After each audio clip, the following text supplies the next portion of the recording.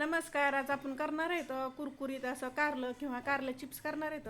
आणि ह्या पद्धतीने जे केले तर ज्यांना आवडत नाही ते आवडीनं खाते ना. मुलांना जर दिलं तर मुलं ओळखणार पण नाही. ते कारल्यापासून असं कुरकुरीत कारल्याची भाजी केलेली तोंडी लावण्यासाठी किंवा चपातीसोबत खाण्यासाठी. रेसिपीला सुरुवात करू. हे अर्धा किलो कारले घेतलेले स्वच्छ धुवून घ्यायचं. धुवून असं पातळ पातळ चिरून घेणार आहे. त्यातलं बी पण काढायचं. मग असं पातळ चिरलेलं असं पातळ चिरून घ्यायचं म्हणजे कुरकुरीत कारलं तयार होत आहे. आता ह्यामध्ये मीठ टाकणार आहे. मोठा अर्धा चमचा मीठ टाकले आणि थोडीशी हळद टाकलेली. हे सगळं चांगलं हाताने मिक्स करून घ्यायचं. हळद आणि मीठ सगळं कारलं लावून घेणार आहे. कारण आपल्या अर्धा ते पाऊण तासासाठी कारलं असं ठेवून टाकायचं म्हणजे त्याचा कडवटपणा कमी होता येईल आणि मिठाचं पाणी सुटतं त्याला. अर्धा ते पाऊण तासासाठी ठेवणार आहे. अर्ध्या ते पाऊण तासानंतर बघा चांगलं असं कारलं मऊ पडलेलं आहे.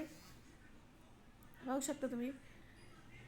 हे चांगलं कारलं मऊ झालेलं आहे. आता ह्याला ह्यामध्ये सगळे मसाले टाकून घेऊ. तुम्हाला जर कडवट जर कमी करायचे असलं तर हे कारलं एकदा धुवून घ्यायचं आणि मी असेच करणार. त्यामध्ये पावडर मसाला टाकून घे. एक मोठा चमचा धने पावडर, मोठा अर्धा चमचा लाल तिखट, एक छोटा चमचा गरम मसाला आणि 2 ते 3 चमचे बेसन टाकायचं बाइंडिंगसाठी. जास्त काही बेसन वापरायचं नाही. 2 ते 3 चमचे बस होते आपले पोहेचे चमचे. आणि त्यात थोडंसं मीठ टाकायचं कारण आपण पहिलं पण त्यामध्ये मीठ टाकलेलं आहे. त्यामुळे तो थोडंसंच मीठ टाकायचं, असं टाकायचं नाही. कारण आता बेसन टाकलं त्यामुळे मीठ टाकायचं, मसाले टाकले त्यामुळं. हे सगळं चांगलं हाताने मिक्स करून घ्यायचं. हातानेच मिक्स करायचं आणि ह्यामध्ये वलावा आहे त्यामुळे चांगलं एकदम सगळ्याला एकसारखं बेसन पीठ लागलं जातं आहे.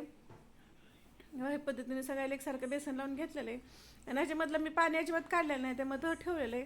तरी पण कडू थोडं पण होत नाही. कोण ओळखणार पण नाही अशा पद्धतीनं कारलं केलं की. एक असं पसरट पॅन घेतलेलं आहे. त्यामध्ये 2 चमचे तेल टाकून घ्यायचं आणि कारले सगळे एकसारखे असे लावून घेणार आहेत. मी डीप फ्राय करणार, तुम्ही शालो फ्राय करून घेतलं तरी चालतं आहे. पण या पद्धतीने केलं की तेलही कमी लागतं आणि चवही त्याची वाढती. 3 ते 4 मिनटासाठी बारीक गॅसवरती खालच्या बाजूकून चांगले शेकून द्यायचे. बघा 3 ते 4 मिनटात चांगले खालच्या बाजूकून कुरकुरीत कारलं तयार झाले. आता हे सगळे पलटे करून घेणार आहेत. हे सगळे असेच पलटे करून घ्यायचे आणि पलटे करून घेतलं की खालच्या बाजूकून ही 3 ते 4 मिनटासाठी शेकून घ्यायचं म्हणजे दोन्ही बाजूकून कुरकुरीत कारलं तयार होतंय. आणि चवीला एकदम भन्नाट असं होतं. यात चिंचेचं पाणी किंवा गूळ काही घालायची गरज नाही.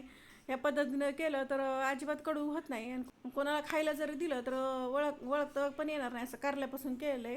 एवढं चवीला असं कुरकुरीत भन्नाट असं होते. मग दोन्ही बाजूकून चांगलं असं शेकून झाले.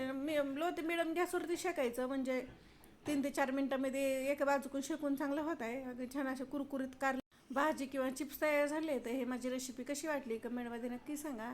लाईक करा, शेअर करा आणि चॅनल सबस्क्राईब करा आणि बेल आयकॉन दाबायला विसरू नका.